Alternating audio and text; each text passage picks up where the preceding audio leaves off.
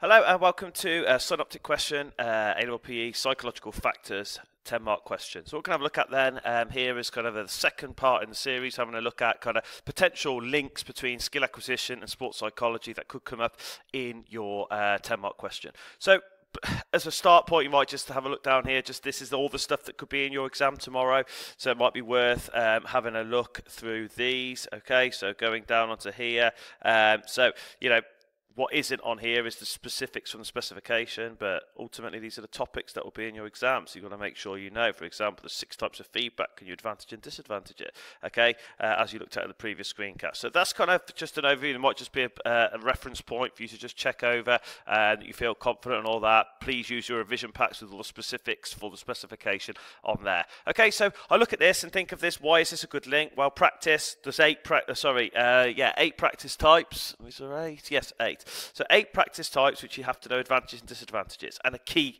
command word where they talk about discuss the use of, or compare the use of, or evaluate the practice. So I think it's really important that we have an understanding of practice as an evaluation. Secondly, I mean, it didn't come up at all in the AS exam, so it's a good revision even if it doesn't come up as the 10-mark question. And thirdly, you look at it and think, practice. We all have to practice. We all do different types of practice. We don't always like them.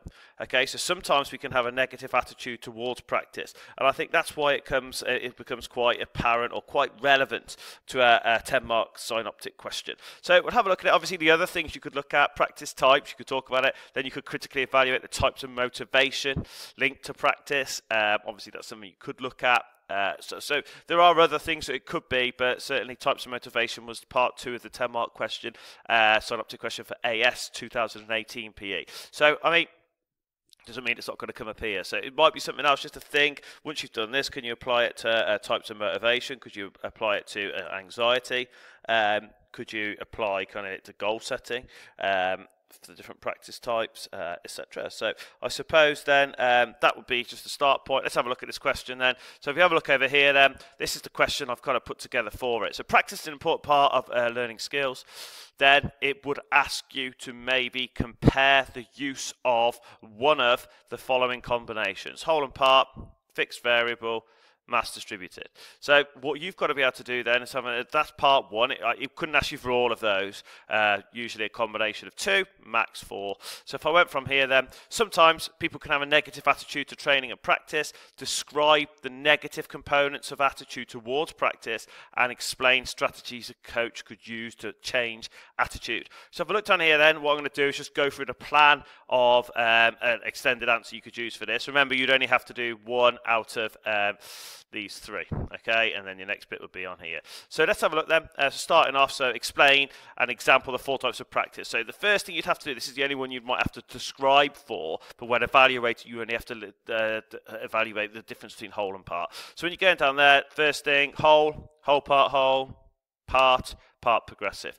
Do you know the descriptions and examples of those different types of practice? Going on from there, do you know how you're going to evaluate and give the effectiveness or compare the use of? So remember, whole and part, because whole practice uses high organisation skills, develops fluency, good for high ability, most realistic type of practice, it increases timing of skills, and it also is most time efficient. Now remember, there's lots of positive applications to these, so then you've got to say, right, on the flip side, do you know how to compare that to part? Well, what ability level would use this and why? What organisation skills would be most effective for part practice, why? And then, yeah, time-wise, you can use that as a disadvantage. So that's that one. Going on from here, massed and distributed then, so you'd have to explain and example the 2 types of practice here.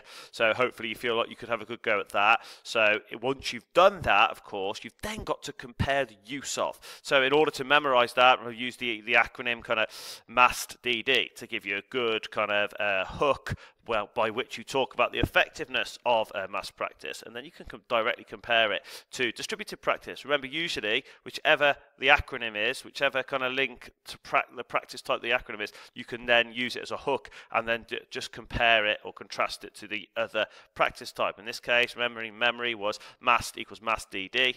Okay, so this one is saying that massed is effective because blah, blah, blah. And you have to justify why that is. However, not so good for this. Distributed, on the other hand, is better for which ability, which type of skills, and then you can take it from there.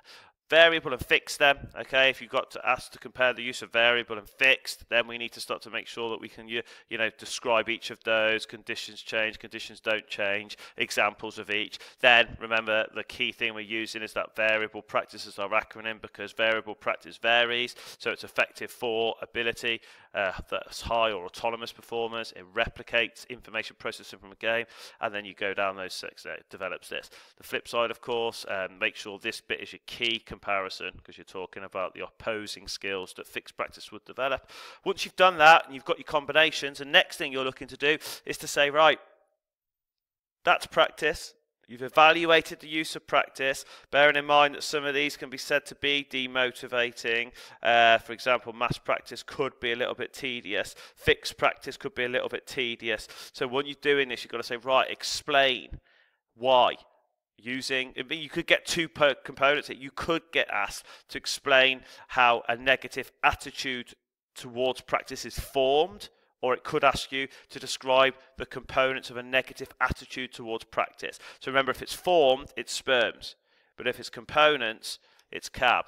Okay, so define attitude, and everything you do should be used in the triadic model, cognitive, affective, behavioural, and then talking about negative consonants there. So because you've got negative consonants, then you could start, remember, all of these should be described and linked to the different practice types, which I'll show you in a second, and then going on from there then, changing attitude, two strategies that a coach could use or someone could use to try and change attitude towards practice.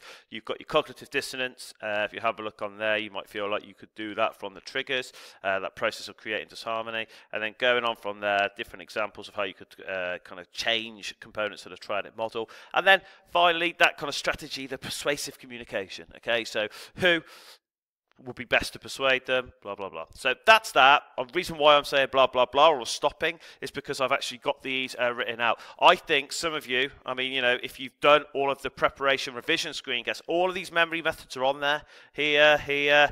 I think you should be able to kind of have a go at doing this essay, pick an example, or go through all of the practice types if you want, just to make sure you're ready for them in the exam. And make sure I'm just going to give you one quick point before we go on to the actual kind of execution of the essay. And that is, if this is a question, if you compare the use of whole and part in a 6-mark question, you do not need to describe all the different types of practice, okay? But because it's an extended answer or a 10-mark synoptic question, you should. Okay, so going on for here, let's have a look. So quickly then, if you have massed and distributed to compare, this is what you do there. So continuous practice, I'll let you read this. Okay, but let's get down to the nitty-gritty. That is where you get your basic AO1 marks, AO2, and then can we start to look at our AO3? So these are the reason why mass practice is so effective. So it's mass DD, if you remember. So MAS D.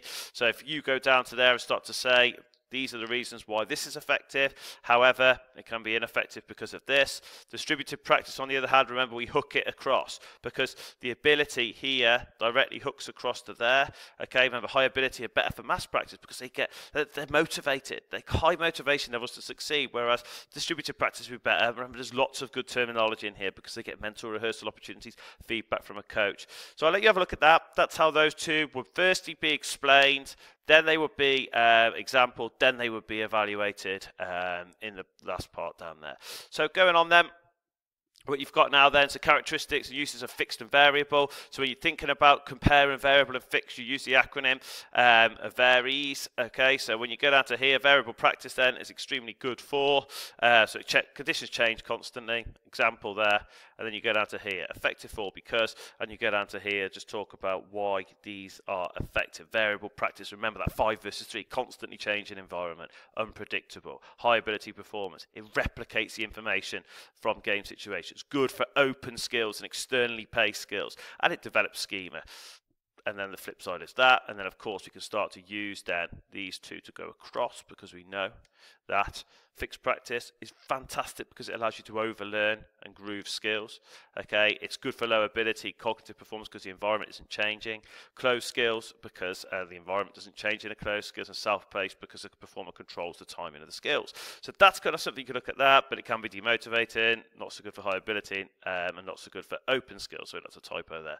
Okay, so that's that. There's the first two lots of practice. Then we're going on to this one, the final one you could get, whole practice. So this is looking at compare the use of whole part practice. I said to you in this situation, you would just want to give a quick description example of each of the practice types from within whole and part. Now, I think you get away with just doing whole and part, but in a previous exams, in previous specification, this question came up and it said kind of evaluate whole and part practice, and they did just put these in here for your AO1 and AO2.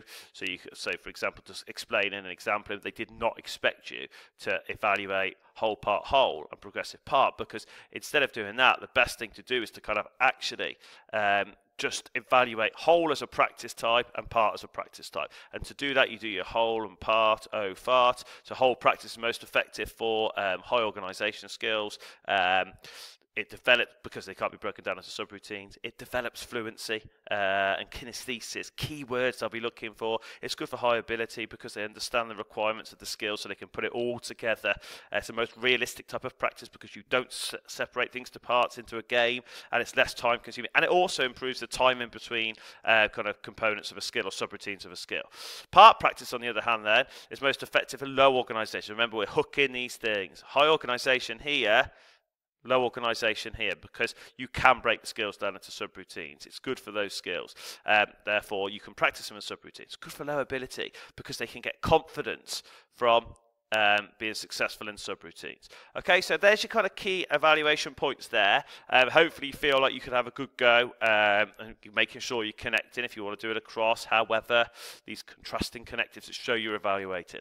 Okay, so that's that. Let's have a look then onto attitude. Okay, so now we're talking about this concept of attitude. So the part two of the question we'll be looking at, explain the concept of a negative attitude towards practice. Okay, so remember I said first of all, attitudes is good practice to do these definitions.